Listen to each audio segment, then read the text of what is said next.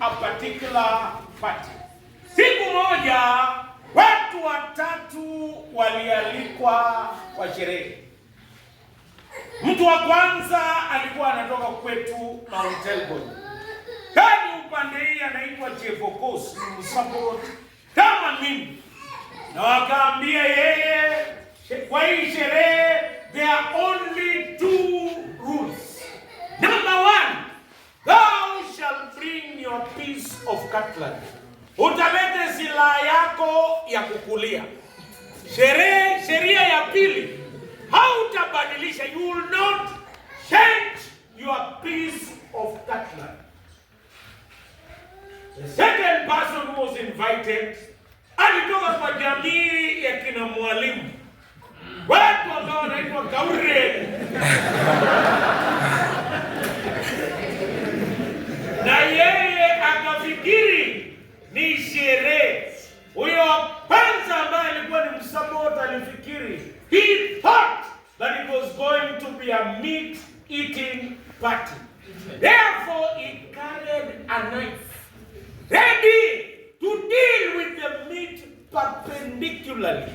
Yani alikuwa tayari kukabiliana na nyama vilivyo. Wa pili alikuwa ni kaure na alifikiri ni sherehe ya kukula mapwoni. Mapwoni ni viazi vya kienyeji. Hivyo akabeba uma. Yani wakileta mapwoni, anaweka uma, inaingia kwa kut ni mdomo, inaingia kwa mdomo na meza. Watatu alikuwa ni mnandi. Hakuna sherehe ya wanandi inakosa mchele. Kwa hivyo yeye akaamua ni lazima atakuja na kijiko. Walipofika kwa sherehe, you know, people who serve us with hot pot these days do not prepare us psychologically. We do not know what is there. But my grandmother, may the Lord rest her soul in eternal peace. When they used to serve food, they served it as it was. Walilete vile ilivyo. There was no cover. You could see that is meat coming. Oh, that is ugali coming. But now the food was in hot pots, and the people are given 3 distinct seats to sit on them and enjoy the delicacy. And the mother of the house prayed and said, "Dear Lord, I pray that you will bless the food that is ahead of us. In the name of God the Father, the Son, and the Holy Spirit." And everybody said, Amen. When they opened, it was a soup-taking pot. And remember, the rules were abundantly clear. But you will not change your piece of cutlery. Imagine the support how he suffered, trying to scoop soup with a knife, and it went the opposite direction. Hata uso ikakaa kama kangumu. Imagine mwalimu na uma, hata akajaribu kuweka dunga mkono supu ibakie, but supu ilikuwa inadondoka. Only person who was blessed was the person who carried the spoon. And every morsel of the soup was in the person's mouth. In fact, his face dazzled and it became bright. I have preached for a long time, and I know that when people come to the prayer, they come with 3 pieces of cutlery. Number 1, there are people who will dismiss the teachings and the preachings, and they will say it belongs to the other person. How? Wanabeba kiss, and they are going to sambaza all the sermon, and they are left with nothing. Na atabakia ilivyokuwa mwanzo, ilivyo sasa, hata milele. No change. wataondoka hapa kama kangumu, hawajabadilika. Number 2, there will be people who will carry a fork. Maneno itaingilia kwa masikio hii na itatokea kwa masikio ile ingine. They will never change. But blessed are those who will carry a spoon. And every bit of the sermon, they will partake of it and they will change. Today I want to share my presentation by telling you there are those people who success will follow. And there are those people who failure will follow. Kuna watu wengine watakuwa washindi na wengine watakuwa washindwe. Kuna wengine watakuwa kichwa na kuna wengine watakuwa mshembe. Mshembe ni mkia. Now, let's look at the people. Even today, I know we have brilliant students of Meshach Tumko Boys High School. And I pray that success will follow you. But I want to tell you the characteristics of the people, and by failure will follow them wherever they are. Number 1, the people who believe that success is by chance. Kama wewe ni mtu wa kubahatisha, you believe that ni kwa bahati nzuri nitapita mtihani. The people who believe in chance, I want to tell you, failure will follow you. Not only in school, but in life. If you believe that people wabati nasibu, hesabu, if you don't understand the failure, if you don't understand the formula, even if unaekewa mkono, hata uende Nairobi, I want to tell you, you will not succeed by chance, but we always succeed by choice. Success is a choice. Failure is also by chance. Watu wenye wanaamini kwa bahati, hesabu kwa bahati. Kama kitambo KCB kuna watu walikuwa wana guess kwa bahati na wanaangukia failure. It is my prayer, when you are in Meshach Tumko Boys High School, we do not believe in chance. We believe that success is by choice. Wangapi wanaamini chance? Weka mkono chini. Okay. Watu wanaangukanga mtihani si kwa sababu hawajui, ni kwa sababu ni wajuaji. They ask themselves their own questions and answer them. Wacha niulize mara ya pili. How many of you believe that you will succeed by chance? Weka mkono chini. Not bad, not improvement. There is a good improvement. Number 1, failure follow the people who believe in chance. But success follows the people who make the right choices. Wakati wengine wanasoma, wewe uko unakula maponi na miwa. When others are consulting the teachers, you're consulting success cards. And I want to tell you, there is nothing that will come from success cards. When people are thinking of chemistry, you are thinking of somebody who will leave you after you have failed the exam. It is my prayer and hope that you will know what wabati nasibu hapa. And I know the last minute can change a boy here. Uko na kijana hapa, ukiamua today that I'm going to make the right choices, you can move from D+ to C-. You can move from C- to B. The choice is in your hands. They say there was a wise man, and a young man brought an insect in the heart. Akamuuliza, tell me, wise man, is this insect dead or alive? The wise man looked at him and he sized him up and he told him, it depends with you. If I say that it is dead, you're going to release it. But if I say it is alive, you're going to squeeze it and it dies. Therefore, it is in your hands. The air is in your hands. Also the D for dog is in your hands. Success, I want to repeat, follows the people who make choices. From today, kama ulikuwa na kiburi, anza kunyenyekea mbele ya walimu. I'm telling you, how walimu ni kama daktari wenye wanapeana Panadol. Wachana na dawa ya mitishamba. Mitishamba unapata lita 19 ni nusu lita. Teacher is a profession.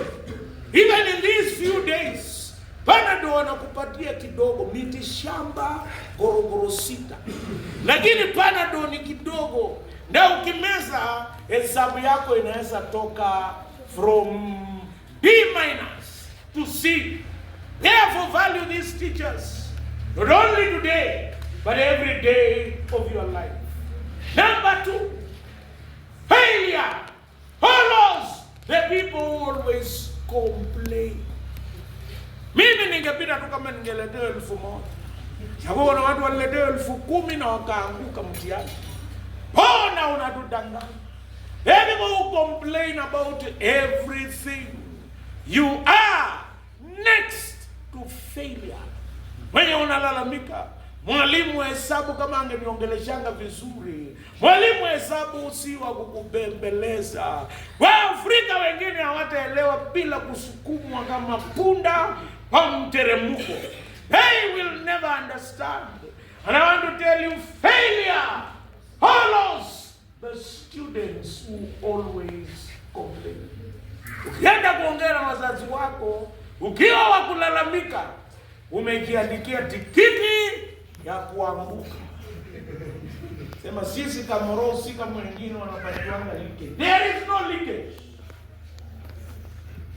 Only leakage is to work smart, not to work hard.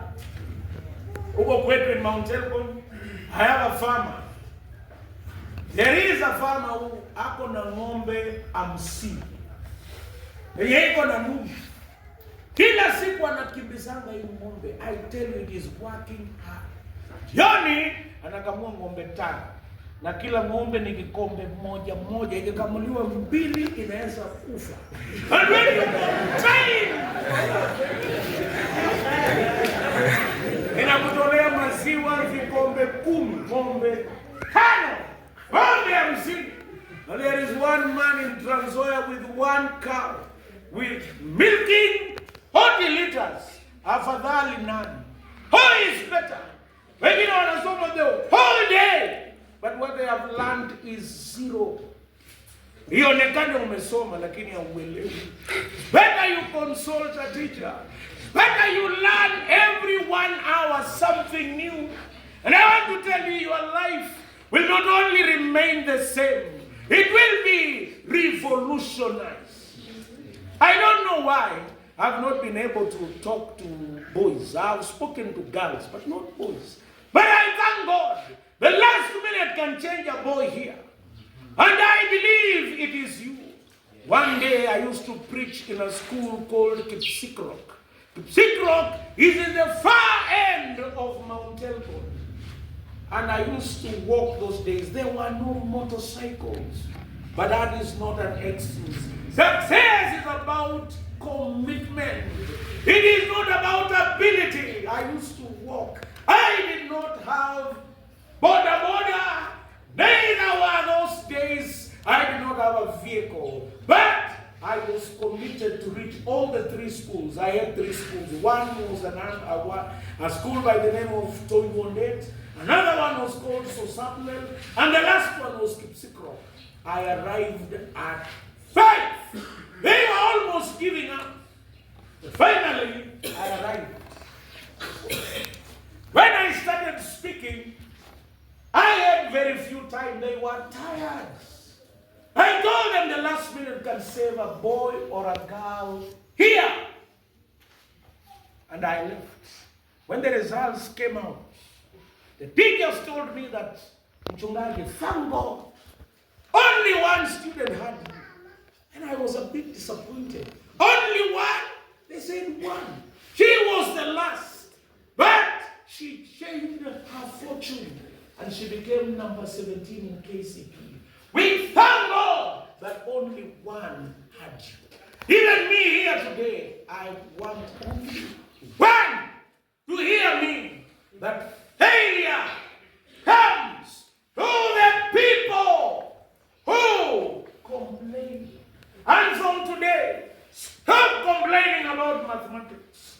Stop complaining about chemistry.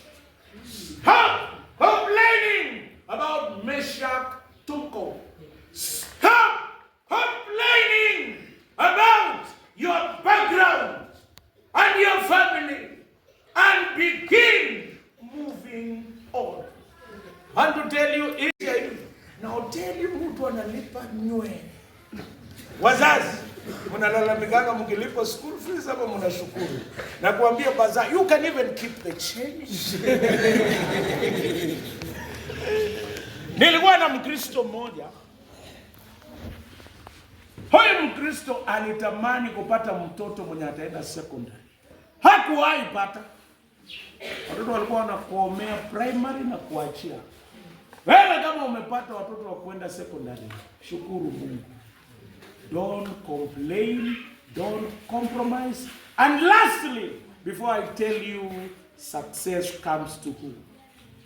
Failure goes to the careless. People who are careless. I remember there was a very bright student. Kini, one day to the exam, akaenda kucheza disco, akapiga ngumi, macho ikafura. Kwa mtihani akawa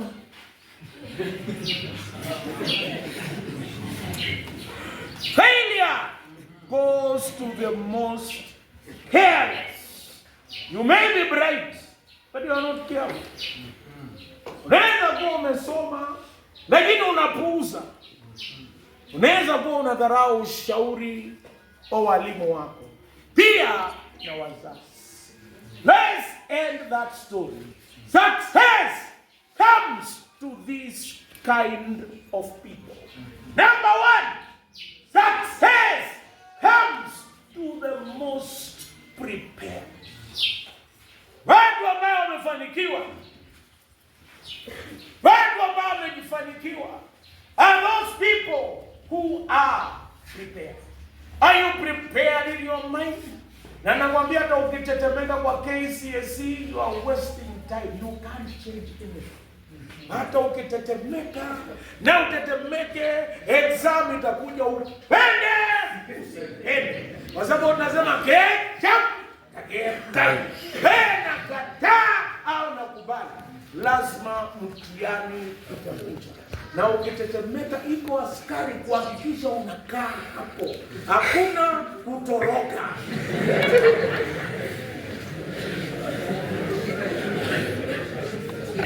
Kwa hivyo ondoa wasiwasi, haitakusaidia. Ondoa kusumbuka. Na hata kutoroka hakuna bahali utatoroka. Utatafutwa urudishwe Meshach Tuko. Kama roho ukae chini. Hesabu lazima utakaa masaa matatu. Success comes to the most prepared. Kama ni bistani ulikuwa umebeba peke yake bila hesabu, siku hiyo you will see stars. Why it is better you begin prepared. Anza hata na kazi ya form 1, form 2. Ili kwa neema ya Mungu usihesabiwe kati ya watu wa E. Kwa neema ya Mungu usihesabiwe kati ya watu wa D. Na inawezekana ukiamua. Success comes to the most prepared. Are you prepared? You must be prepared intellectually, psychologically, You must be prepared in discipline. Wanasema hii mfano si mzuri sana, lakini wacha niwaambie. Kuna askari mmoja Uganda. Saa 11 alikuwa akitunga. Anaoga. Wakapiga filimbi. Huyu jamaa hakujali. Akatoka tu vile alisaliwa. Wakaangalia komanda wake akasema, "Wewe ni nani?" Akasema, "Mimi ni private." Akasema, "Kutokea leo wewe ni sergeant." Nani waambie? Success comes to the most prepared. Huyo ingawa kuwa prepared kimavazi, lakini kwa mawazo alikuwa tayari. Nani mwambie hesabu saa zingine hujaprepare kutosha, lakini ukikabiliana naye unajua formula na unaandika siku wote ndoto wako, unaweza toka kwa hesabu ya D- wende mpaka pale C. And it is my prayer that you will be prepared. People who prepare are people who believe that you cannot succeed without sweat. Bila kutoa jasho hautafanikiwa. Najua kuko na kanisa mpya zimekuja hapa makutano ambaye wanapeana mafuta ya watu kupita automatically. Mimi nataka niwaambie, Biblia inasema chochote mtu apandacho ndicho atakachovuna. Pelekeni tu pesa pastor anunue gari yake, lakini mtoto atabakia hivyo. Success! The most prepared. Mvua ikinyesha ya mwezi wa pili, kuna wakulima aina mbili. Kuna wale wanalala na kuna yule ambaye anaamka akilima shamba yake. Anaamka akilima. Na huyu mwingine analala anasema mvua bado mbaya. Wakati mvua inakuja, yule mwenye amejitayarisha amehakikisha mbegu amenunua. Tena kutoka kwa seedlings. Yule mwingine anangojea line kwa mrefu. Na baada ya anatafuta, anapiga mitaro na wote watapanda. Mwingine atapanda mwezi wa 5 na mwingine atapanda mwezi wa 3. Mwingine atavuna gunia 20, mwingine atavuna gunia 3. Na hiyo gunia 3, huyo mtu ambaye hajajitayarisha atakula yote na avune nusu gunia. Na baadaye shida itamfuata. Ninaomba Mungu akutayarishe. Success favors the most prepared. Are you prepared? Yes. Are you prepared? Yes. Oh, yes, yes, yes. Are you prepared? Yes. Are you prepared? Yes. And we say success comes to the most prepared. Success comes to the most prepared. Na kama hujajitayarisha, there is still time. There is still time. You can salvage something. Unaweza toka hapa bila aibu, utoke umebadilisha historia. I was a student of French school counseling. 1991 to 94. 94 I was 16 years. That is when I did my KCSE examination. Nilikuwa na miaka 16. That time I was not a good student. Huko kamsinga nilifunzwa maneno mbaya. Sitawaambia ni nini, lakini wewe anaelewa. Enjaka, enguli, jamalwa, and those things nilifunzwa. But the last minute I woke up, nikapata C. I decided, when God called me to go and serve, nikaanza kusoma diploma. 95 to 98. I did an advanced diploma in theology.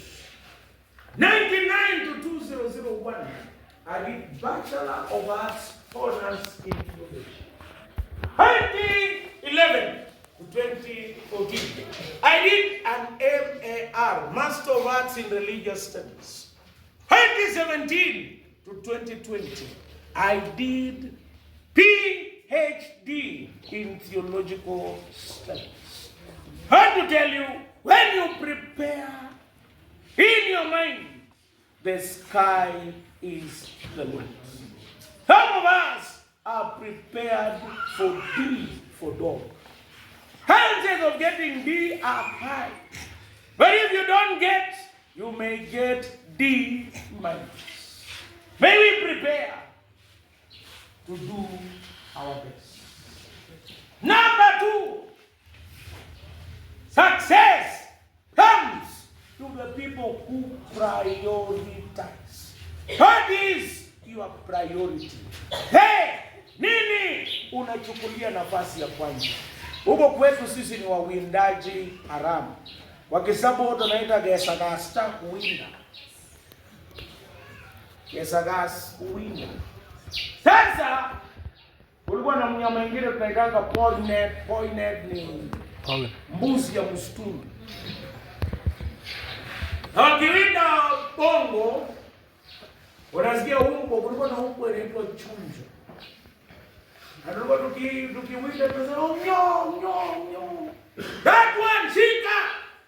And the dog, one big stay, ready to prioritize chasing the bongo. Hii mbuzi ya msituni, bongo ikaambiwa chonjo sa, ikakimbiza, mkia imeinuka, macho iko mbele. Yani kama jeshi hakuna kurejea. Wakati karibu ishike bongo, mnyama mwingine ambaye sisi tunaita bramu sungura, ikatokea ikapiga mbele.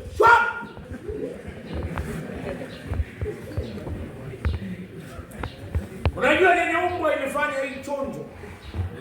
Ikaanza kufukuza swara, ikaanza kufukuza sungura. Hata nyinyi watu wenye wata prioritize ndio wata succeed for them. Karibu mshike swara. Swara wengine hapa ni A-, B+. Lakini sijui kwa nini sungura inapita. Ya kwanza iko na skati inapita.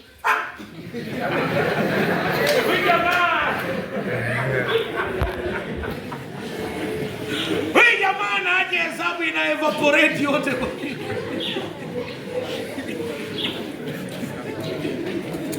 Namba 2. Kuna sungura ingine inaitwa pombe. Niko jamaa aliambiwa huko kwetu ukivuta bangi na sigara technical drawing utafanya sawa.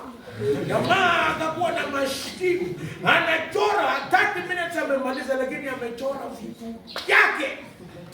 The first student alipata E, D- kamzika ni yeye. Alichora vitu zake.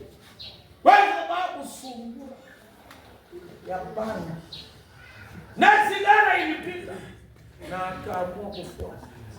Kuna sungura ya kiburi, living master. Na kifua ni kama ya kuku tu. Hata sasa baba yako akuambii chochote. Wewe unatoshana na principal mwenye alifanya PhD. Na wewe in fact walikosea kuwapatia loan, ingetakana wapatie korokoro suruali. Ndio mnakumbuka ya kwamba wewe bado mwanafunzi. Wewe hujafika mbali. Wewe bado ni mwanafunzi. Priority. What is your priority kutokea leo? Wazazi wengine mtaachia mtoto 3,000. Priority kwetu hiyo pocket money, sio mtihani. Ajaze tubo, haanguke mtihani. What is your priority? What you will prioritize? Why wengine? It will determine whether you will become a mkokoteni pusher or a pilot. It will determine whether you will become a teacher or a cattle herder. Na unajua in future, hata kuendelea kuchunga ng'ombe utahitaji diploma. Na kwa sasa hamna certificate nyingine isipokuwa ya primary. Hautaandikwa kazi yote, sio ya polisi, sio ya AP, hata security. Hata tulisikia juzi conductor walikuwa wanahitaji certificate ya form 4. C- kwenda. Sasa ulipopata hapo wenda kuwa nini? Wapokuwa nasema kidole. Fanya nini vitu vingine hivi? Namba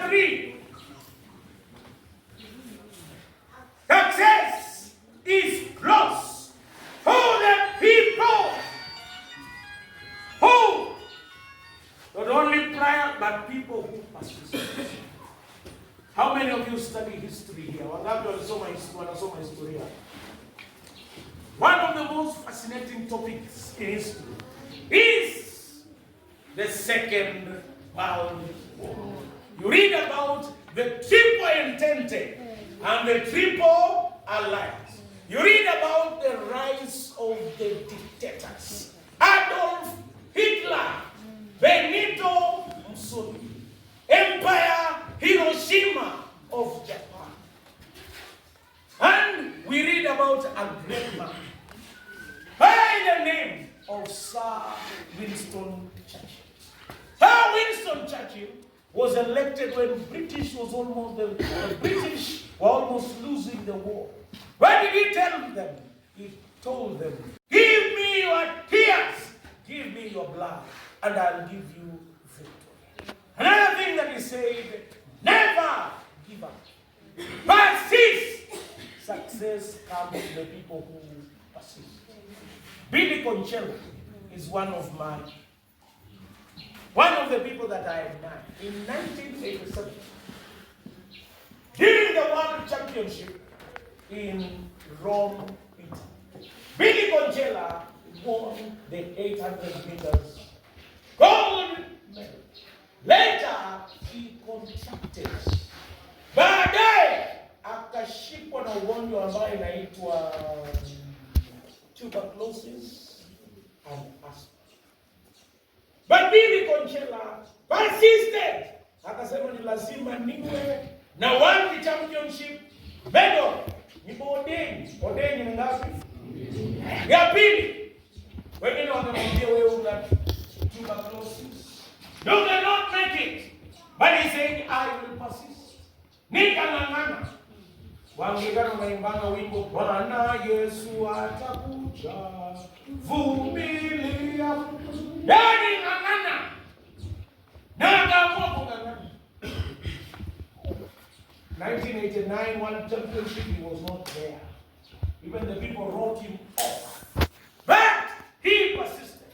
1991, he began racing. Then in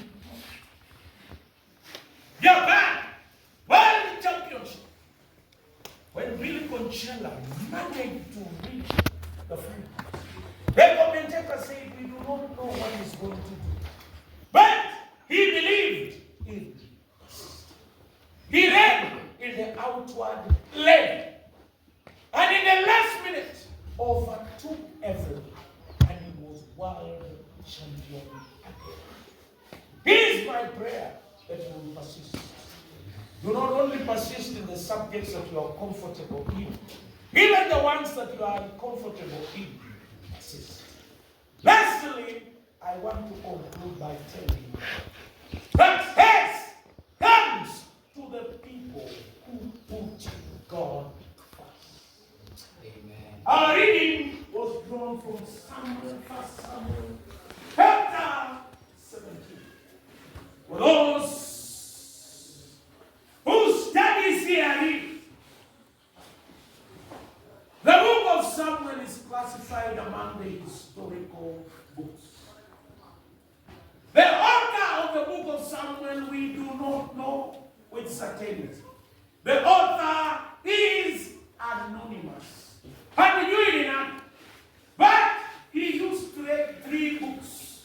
He used the Chronicles of Prophet Samuel, Gad, and Nathan. And ilikuwa hizi vitabu vitatu na akacompile. He wrote this book before the division of the kingdom. You remember there was the northern kingdom and the southern kingdom. The southern kingdom had how many tribes? See, I read. 2 tribes. The northern kingdom had 10 tribes that were lost. Now, he wrote the story of 3 people. Samuel first, Saul and David. Today, I want us to look at David. David is a great success because he put God first. Number 1, he was anointed by God. He had a personal relationship with God. When you put God first, unahusiana. That's why among the 8, he was selected. Number 2, David goes to visit his brothers. They were fighting. There was a huge man by the name of Goliath who did KCSE. Oh, something bigger and a challenge that you are facing in life. David put God first. Goliath was a failure. He put himself first. David prepared. Goliath posted around. Na akasema nani kama mimi. Hey, comes before a fall. Kuna wengine wanasema mimi nimekuwa nikiongoza form 1. Utanifanyia nini? Hata nisiposoma. Utashangaa siku ya mwisho. Utasoma number plate ya uinjili. Utasikia tu ushuhuda alikuwa akiongoza mpaka last exam. Akarudi number 3. And there are many examples of this. Goliath akajitana. Nani kama mimi? Who is like me? Goliath said. But David prepared. David akaenda kuhesabu mawe. Goliath akawa na majivuno akasema nitakukata. Na hata mwili wako nitatupia ndege. Hii mtihani mimi nitapita hata mtashangaa. Pride comes before a fall. David akaokota. And you know you cannot succeed by faith. Saul akapatia Daudi nguo zake. Na Daudi akajaribu kuvaa akaona si yake. Akatoka. Hata watu wanapatiwanga kwa Kenya na ajui kutumia, you will still fail. In fact, you will fail badly. Kwa sababu maneno yameandikiwa auelewi. Na unaandika kivyako. Badala ungeandika yako kabisa. Ndio ikabidi sasa Daudi atoe mavazi. Walisema kulikuwa na mtu mmoja kutoka Amerika. Alikuja kuomba Kenya na alikuwa na shida ya kuvuta mate. Wanaomba, dear Lord, I pray. Waafrika wakafikiri kuomba kiroho ni kuvuruta mate. Mungu Baba na Mungu.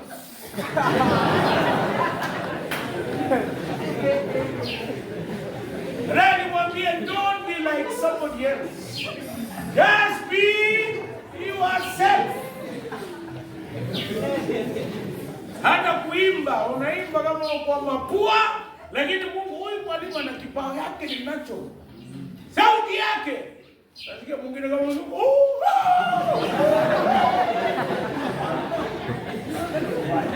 nini mbaya na hiyo? Usiende utafute vitu ya mtu mwingine anakutumia kwa simu. Ndio utaanguka zaidi. Yaba wanakupa na lishe. Lishe ambayo itakufanya utalii. Ushangae. Just be yourself. Daudi akatoa mavazi ya Sauli. Akachukua mawe na kombeo. Akamwambia Goliath, wewe unanikujia kwa silaha na upanga, lakini mimi nakuja kwa jina la Mungu aishi. Aliweka Mungu mbele, alikitayarisha. Na hata alikuwa amefanya practice. Na pia alikuwa na ushuhuda. Akasema simba alikuja nikamwangamiza. Ndugu akaja nikamwangamiza. Je, itakuwaje huyu Mfilisti ambaye hajapashwa tohara? Mimi nataka niseme ya kwamba Daudi alikitayarisha. Hata wewe jitayarishe. Tumia hao walimu. Kama bado hawajamii waende nyumbani, na hata kama wanakuja jioni, take that time. Hapana niletea walimu mastori zako mahewa. Vitu ambavyo hakuna, waulize kenye na kusaidia kwa maisha. Don't major on the minor things in life. that you are the most popular. Ulikuwa na mamanzi 20. Baada ya miaka 20, wewe umekauka hata hauna yote. Wewe mwenyewe na unaendesha mkokoteni hapo. Wewe unaomba mega on the mega things. Tafuta hao walimu, be closer to them. Be very humble. Hata ukiona anabeba maji, afadhali umbebe akuelezee. Nilikwambia usiende kwa watu wa mitishamba. Mitishamba unakunywa 20 liters dawa ni musubiri. Lakini daktari kamili, shindano moja unapona, unatembea. Sema naona nilikuwa nikunywa hii korokoro yote. These are the people, be closer to them.